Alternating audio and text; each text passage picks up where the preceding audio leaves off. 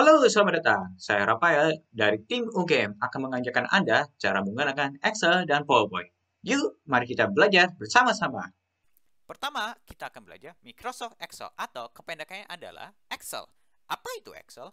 Excel adalah sebuah program pengolahan data yang berupa sebuah angka dan menjadi sebuah laporan, seperti laporan keuangan. Kenapa Excel banyak dipakai oleh akuntansi? Ya, dikarenakan Excel mempunyai opsi yang sangat banyak untuk akuntansi yang memudahkan akuntansi untuk membuat sebuah laporan. Sebelum kita membuat laporan, mari kita belajar Excel bersama-sama. Ini adalah tampilan pertama dari Excel. Ya, Excel yang saya gunakan ada di versi 2017. Saya kurang tahu versi yang Anda gunakan sekarang. Kemungkinan adalah versi 2017 atau 2012. Dan keduanya tidak ada bedanya kecuali dari halaman pertama karena halaman pertama ini hanya ada di 2017. Tapi fungsi-fungsinya kemungkinan hampir sama 90%. Untuk itu kita pertama membuka blank workbook. Ini adalah workbook dari Excel. Tampilannya harusnya 100% sama untuk yang 2017. Tetapi kemungkinan ada bedanya di bagian tab seperti ini. Yang kita peduli adalah File, Home, Insert, Page Layout, Formula, Data, Review, View, dan Tolong. Ya, maksud saya Help. Pertama, kita akan belajar memasukkan data. Hal yang pertama kita harus tahu dari Excel yaitu semua kolom biasanya dihitungnya dengan alfabet. Dan untuk baris biasanya dihitung dengan angka seperti ini. Ini adalah kolom A, kolom B, dan ini baris 1, baris kedua. Selanjutnya, setiap kolom dan baris selalu kita sebutnya dengan sel. Lalu, yang kotak-kotak kecil ini dinamakan sel. Sel dikategoriskan dengan angka seperti ini. Jika saya pencet di sini dinamakan sel B3, atau kalau saya klik di situ dinamakan sel C3. Nah, sel ini biasanya digunakan untuk mengisi data seperti ini. Ya, seperti ini datanya. Lalu ada dinamakan range atau jarak dari sebuah sel ke sel. Jadi jarak dari sel yang saya highlight ini dinamakan jaraknya dari sel A1 ke sel C3. Dan biasanya ini dipakai untuk mengekat atau mengopi sebuah data di dalam sel itu. Ini yang sekarang saya lakukan adalah mengekat selnya dari A1 ke B2 dan itu akan mengikuti sampai D4, dari C3 ke D4. Lalu kalau kita mengopi dengan kontrol C, kita akan mendapatkan hasil seperti ini. Dan ketika di copy paste dan akan menjadi data yang sama dari B6 sampai D8. Fungsi dari range ini atau jarak biasa digunakan untuk banyak hal, seperti mengisi warna hanya disebut kita dari highlightnya itu, atau mengganti warna yang hanya sekitar yang di highlight. Dan ini juga bisa untuk di cut atau di copy. Seperti misalnya kalau saya cut hanya dari A1 sampai C3. Dan jika saya copy paste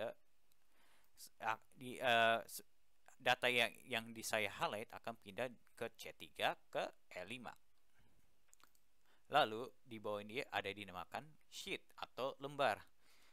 Kita bisa dapat menambahkan lembar seperti sheet 1 ke sheet 2. Sheet 3 harusnya sheet 2, tapi kurang tahu kenapa sheet ketiga.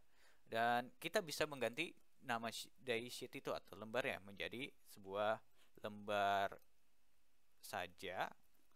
Dan yang pertama bisa menjadi lembar itu. Lalu di pojok bawah kanan ada dinamakan zoom. Fungsinya untuk membesarkan atau mengecilkan tampilan layar dari Excel ini. Ini hanya preferensi untuk orang-orang dan preferensi orang-orang bisa berbeda-beda satu dengan yang lainnya. Dan sekarang kita akan memasukkan datanya. Misalnya kita membuat pasar stok barang pasar minggu selalu ceria. Nah, itu nama pasar yang mungkin ada di Indonesia. Kemudian kita akan memasukkan nama produk, stok tersisa, dan harga satuan. Kalian bisa lihat nama produk dan stok tersisa tertutup dengan perkataan yang lain. Tenang saja, ini bisa kita atur kolomnya. Jika kita di tengah-tengah dari kolom A dan kolom B, kita bisa atur panjangnya seberapa yang kita mau. Dan misalnya kita maunya agak sampai nama produk kelihatan seperti ini, atau ada cara otomatis ya dengan double klik kolom yang di tengah-tengah sebuah kolom B misalnya, atau kolom C seperti ini, dan otomatis melebarkan dengan teks tersebut. Selanjutnya kita akan memasukkan nama produk seperti apel, terus jeruk, dan semangka. Oh, saya tidak sengaja menulis semangka menjadi semanggas. Tapi tenang saja, untuk hal seperti ini ada cara mudahnya. Pertama, jika di double klik akan terlihat ada sebuah garis yang kedap-kedip. Dan dengan itu kita bisa menghapus atau menambahkan sebuah kata. Semangka. Kayak semangka.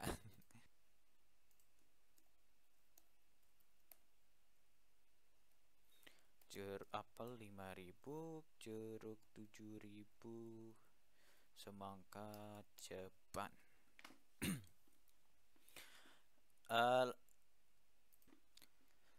Setelah mempunyai data seperti ini, hal selanjutnya yang kita lakukan adalah belajar menggunakan font. Font ini akan digunakan sering sekali untuk membuat laporan yang teman-teman akan lakukan. Pertama adalah menambahkan sebuah kalimat atau sebuah kata atau sebuah angka. Bold ini untuk menambahkan sebuah kalimat kita akan menggunakan icon ini atau disebutnya bold, yang bisa dilihat dengan memencet icon ini kita bisa menambahkan atau tidak menambahkan sebuah kalimat. Selanjutnya adalah italic atau memiringkan sebuah kata atau kalimat. Dengan memencet icon ini, kata yang stok tersisa akan terlihat miring. Selanjutnya adalah underline. Underline fungsi adalah menggarisbawakan sebuah kalimat dengan memencet icon seperti ini. Yang bisa dilihat harga satuan tergarisbawakan dengan menggunakan underline. Underline juga ada namanya double underline, dan fungsinya ya seperti seperti tadi menggarisbawakan kalimat, tapi ada dua garis yang akan menggarisbawakan kalimat itu. Seperti semangka ini ada dua garis. Kemudian ada namanya fill. Fill ini fungsinya untuk mewarnai sebuah gambar atau sel. Saya ingin mengubah sel C2 ini menjadi kuning. Caranya saya dengan mengklik mengklik fill color dan mencari warna kuning, dan sel ini menjadi kuning. Tetapi saya mau nama produk sampai angka 30 menjadi warna ungu. Caranya ada pertama ngeklik kiri dan meng-highlight sampai B5 dan mengganti warnanya dengan warna yang saya mau seperti warna ungu. Seperti ini. Lalu adalah font color. Font color seperti namanya mengganti teks, warna teksnya menjadi warna yang lain. Misalnya saya ingin warna teks ini menjadi merah. Klik kiri dan cari teks warna merahnya dan teksnya menjadi merah. Kemudian ada namanya border atau bingkai. Fungsi border adalah, tunggu bentar, saya buat data yang sama dulu. Oke. fungsi dari border adalah untuk membuat tabel. Nah, saat mengeprint datanya dari Excel, datanya nanti tidak akan jelas atau cuman hanya hampa seperti ini, tidak ada garis-garisnya. Maka dari itu kita menggunakan border seperti ini dan ini. Nah, bisa dilihat data ini ada garis-garis hitam di sekeliling nama produk dan tersisa sampai dengan sini. Sampai dengan angka 30. Lalu di harga satunya tidak ada hanya ada garis hitam di sebelah kirinya. Dan untuk itu kita hanya highlight lagi dan mengklik tick outside border atau membuat border lagi seperti ini. Kemudian kita akan belajar alignment. Sebelum itu saya membuat kata terlebih dahulu. Nah, fungsi dari alignment adalah mengubah posisi sebuah kalimat di atas, di bawah, di tengah, di bagian kiri, atau di bagian kanan. Nah, pertama adalah alignment left, yang seperti kata left adalah sebelah kiri. Kita akan menaruhkan sebuah kata di bagian sebelah kiri. Kemudian align center, menaruhkan di tengah-tengah sebuah sel, dan align right adalah sebelah kanan, seperti katanya. Lalu ada namanya align top, align middle, and align bottom. Nah, fungsi dari itu adalah mengubah posisinya di atas, di tengah, atau di bawah. Kemudian ada perumusan. Untuk perumusan kita menggunakan sama dengan. Hati-hati dengan sama dengan karena Excel di sini otomatis mendetek sama dengan menjadi sebuah rumus. Untuk penjumlahan, pertama kita menulis sama dengan dan mengklik salah satu sel. Nah, C3 ini berwarna biru artinya rumus ini sedang menyimpan data dari C3. Setelah itu kita mengklik plus dan mengklik salah satu lagi menjadi C4 misalnya. Dan saat kita pencet enter, hasilnya menjadi 12.000 dari penjumlahan 7.000 dan 5.000. Misalnya untuk pengurangan melakukan yang sama seperti penjumlahan, kita klik salah satu dari C4 kurang dengan 5.000. Pas di enter akan berkurang. Untuk perkalian kita menggunakan bintang seperti ini. Misalnya C3 dikali dengan B3 dan hasilnya menjadi 50.000. Untuk perbagian kita menggunakan garis miring. Misalnya C4 dibagi dengan B4 dan hasilnya 350. Untuk yang rumus yang lain, sebelum itu saya akan ganti dulu datanya seperti ini. Tada, datanya terganti. Untuk rumus selanjutnya adalah kita bahkan belajar sum, average, count, or, count A, max, dan min. Nah, pertama adalah sum. Sum adalah menjumlahkan semua data yang akan dimasukkan. Misalnya seperti ini, kita ingin melihat stok tersisa yang ada di pasar pasar minggu selalu ceria.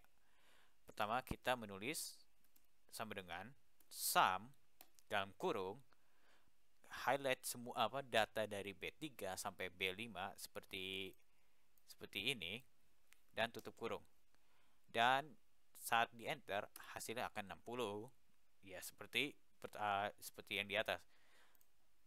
Jadi sum adalah fungsinya untuk menjumlahkan semua data. Kemudian ada average. Average adalah rata-rata dari sebuah data. Kita akan mencari rata-rata dari stok yang seperti ini. Pertama kita akan tulis sama dengan average, lalu tutup buka kurung dan highlight dari B3 sampai dengan B5 dan tutup kurung. Dan kita mendapatkan rata-rata dari stok tersebut adalah 20. Kemudian kita ada count atau count A. Fungsi dari count adalah untuk menghitung ada berapa jumlah yang ada dalam sebuah data. Misalnya, kita ingin menjumlahkan ada berapa produk. Kita akan menggunakan count A, karena count A itu mendetek sebuah tulisan atau huruf. Tapi kalau kita cuma ingin cuma ingin menjumlah sebuah angka, kita pakai count. Setelah itu highlight B3 sampai B5 dan tutup kurung. Dan itu menghitung banyaknya data dari B3 sampai B5. Kemudian ada max yang fungsinya untuk mengambil data yang paling tinggi dalam sebuah data. Pertama kita tulis sama dengan max, buka kurung, lalu highlight B3 sampai B5. Dan datanya akan mengambil paling tinggi, seperti angka 30, seperti ini. Min kebalikan dari max, ya mencari data yang terendah dari sebuah data. Ini dan highlight B3 dan mendapatkan angka 10. Kemudian kita akan menggunakan chart atau grafik. Untuk membuat grafik, kita pertama harus meng-highlight angka dan juga sebuah kata. Dan dengan pertama kita highlight A3 sampai B5. Kemudian kita insert chart. Ini ada chart 2D kolom 2D atau tree map seperti ini. Kita akan ambil pertama 2D dulu. Nah, chartnya akan seperti ini. Chart ini mempunyai apel, nama produknya dan juga angka. Produk apel mempunyai 10 dan batang dari grafik ini akan berukuran sehingga menyentuh dengan nomor 10. Dan jeruk batangnya sampai 20 dan semangka batangnya sampai 30. Itu saja pelajaran dari Excel dengan ini. Selanjutnya akan kita lanjutkan ke PowerPoint atau disingkat PPT. PPT adalah sebuah program untuk membuat presentasi, untuk mempresentasikan sebuah tugas atau produk atau bisnis kepada orang lain. Untuk itu, saya akan membuat presentasi yang sederhana di mana bisa dikembangkan dengan imajinasi kalian semua. Pertama, kita akan mengganti desain dari slide tersebut. Kita ke desain, dan di sini ada beberapa tema yang kita bisa pilih, seperti yang tema ini atau tema seperti ini. Saya akan menggunakan tema yang ini karena lebih clear sama lebih bagus untuk dilihat di mata. Kemudian saya akan membuat title atau judul. Untuk judul saya tidak akan menggunakan text box ini atau kotak ini, melainkan saya akan delete. Ini juga di delete dan saya ke insert. Setelah itu ke word art, di mana katanya lebih berwarna dan lebih gede. Misalnya judulnya seperti apa ya, cara pembuatan minyak ayam misalnya ya. Kemudian saya bisa membuat text box di sebelah sini untuk mengetik seperti nama kelompok dan nama individu, seperti nama saya ya, Rafael 2021. Dan dan saya akan mengganti alignmentnya menjadi ke tengah karena lebih rapi untuk dibikin ke tengah. Dan bisa dilihat setiap kali saya menggerakkan text box atau word art ini, ada grid kecil-kecil itu membuat mengalign kalau box itu ada di tengah-tengah dari slide tersebut.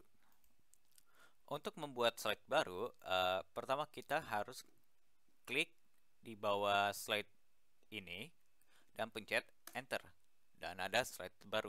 Setiap kali ada slide baru, pasti selalu ada text box seperti ini. Text box ini bisa dihapus atau tidak, itu tergantung preferensi Anda. Jika Anda lebih senang pakai text box ini, silahkan. Tapi kalau ingin kalau tidak senang menggunakan ini, bisa saja menggunakan word art yang seperti di insert word art dan ada muncullah ini.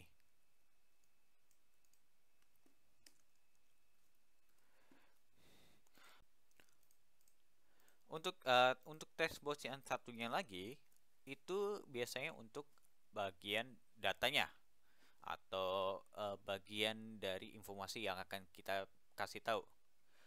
Sebenarnya ini tidak usah dipakai karena kita akan lebih untuk PPT kita akan lebih banyak menggunakan gambar daripada menggunakan kata-kata.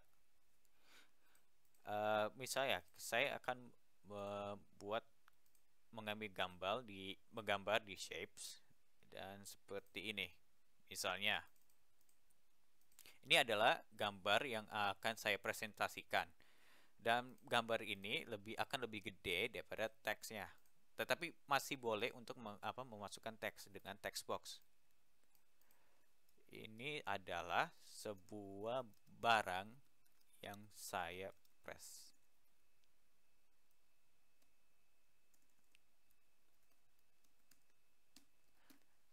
Nah,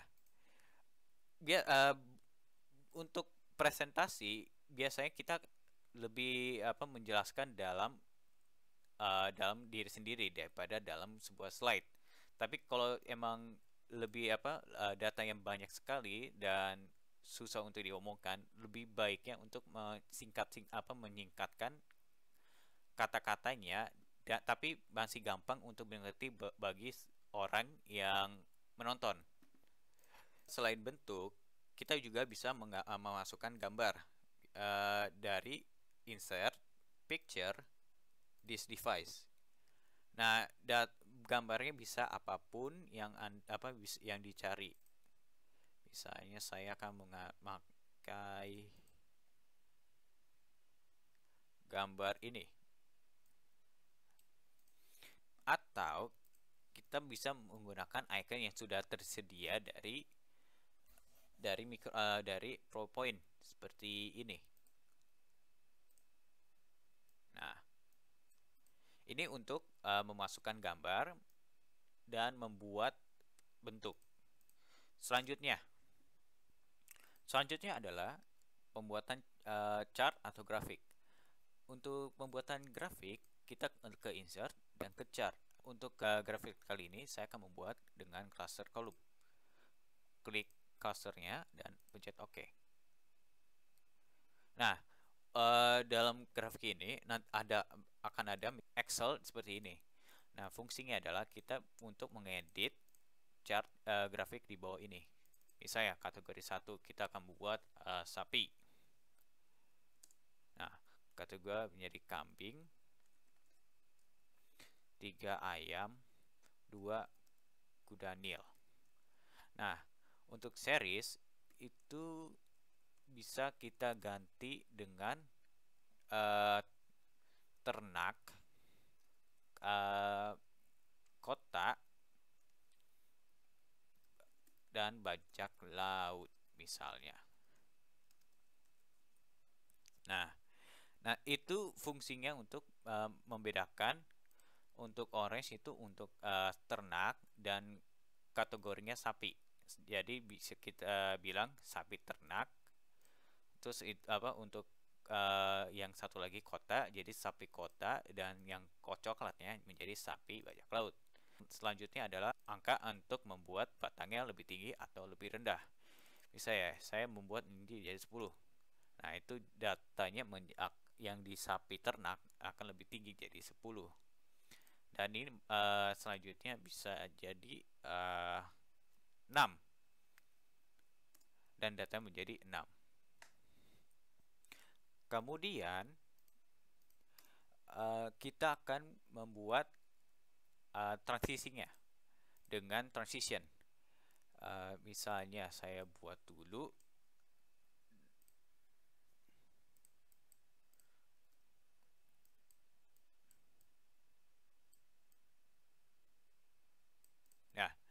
Jadi ada tiga kotak. Dengan transition atau transisi, saya akan mengubah penampilannya yang di slide akan seperti ini. Tunggu bentar. Fungsi transisi adalah mengubah penampilan animasi untuk ke slide selanjutnya atau sebelumnya. Misalnya seperti ini.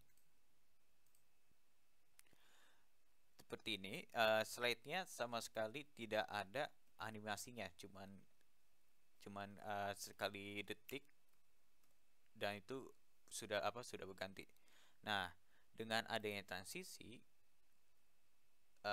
di transition, dari slide cuman ganti doang, bisa menjadi seperti ini. Ada animasinya setiap kali pindah slide. Tapi itu hanya untuk slide yang saya beri. Slide lain ini harus dikasih transisinya manual juga, manual seperti ini dan ini.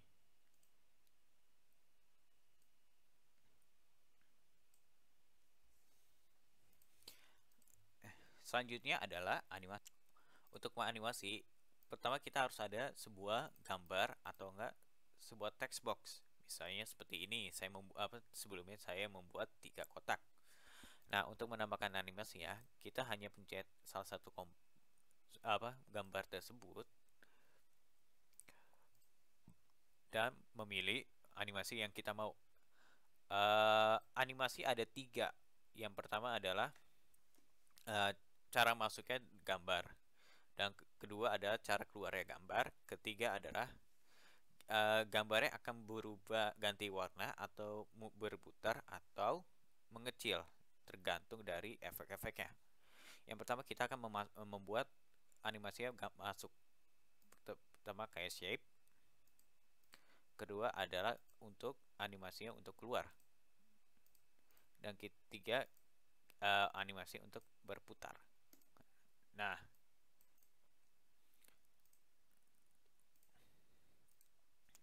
dan animasi ini akan bergerak sendiri jika kita menggunakan